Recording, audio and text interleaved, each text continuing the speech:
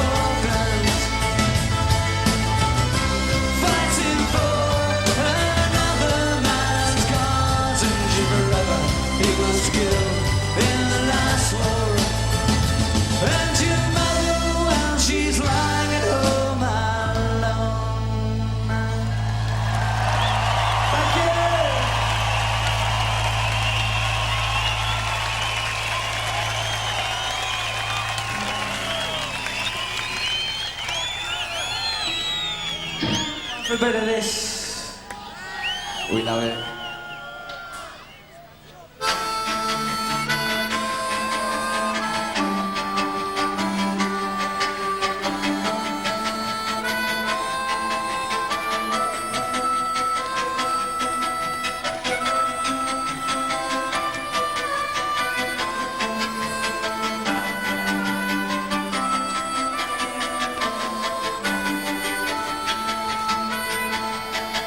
When Johnny comes marching home again, hurrah, ta-da, be coming by bus or underground, hurrah, ta-da, the world that thou will shed a tear to see his face, to beat an infant, is just around the corner in the English Civil War.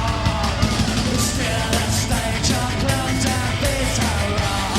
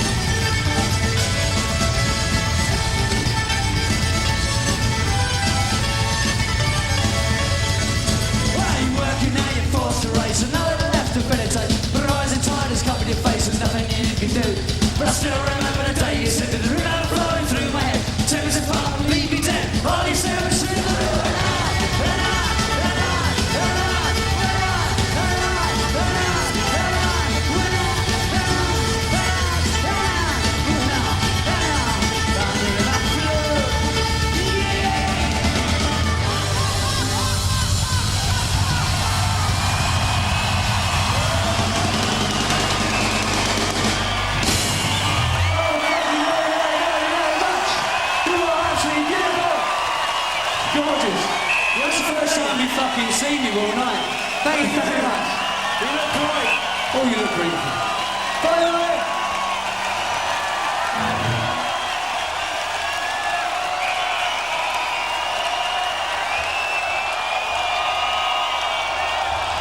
Stage here at that bus is Mark and Jeremy from the Levellers. How you doing? All right. Not bad, thank you. Earn the drink tonight? Oh, no. Yeah. Do you find it a problem going on so late? I found it a problem staying sober all day, yeah. It's difficult. But we've got 2 more days to go in which to do what we want, so that's all right.